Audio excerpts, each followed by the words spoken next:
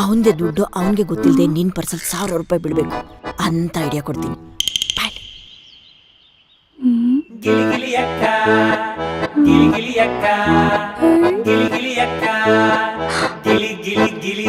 ಗೊತ್ತಾದ್ರೆ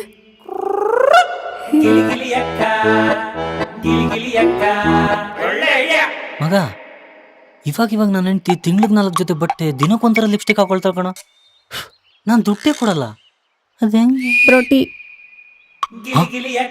ಮತ್ತೆ ಹೊಸ ಬಟ್ಟೆ ಇದ್ಯಾವಾಗ ತಗೊಂಡಿ? ಅಕ್ಕ ಕೊಡ್ಸಿದ್ದು.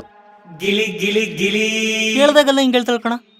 ಅವಳ ಅಕ್ಕ ನೋಡಿದ್ರೆ ದಿನ ಹರಿದೋಗಿರೋ ಬಟ್ಟೆ ಹಾಕೊಂಡು ಸಂಜೆ ರೋಡ್ ಸೈಡಲ್ಲಿ ಬಜ್ಜಿ ಮಾಡ್ತಾ ಇರ್ತಾಳೆ. ಅಕ್ಕ ಬಜ್ಜಿ ಬೆಂದೇ ಇಲ್ಲ.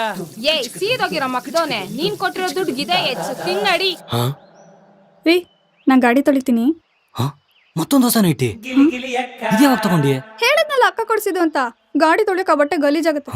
ಬಾರಗುಂಡ ಗಾಡಿ ತೊಳಿಯೋಣ.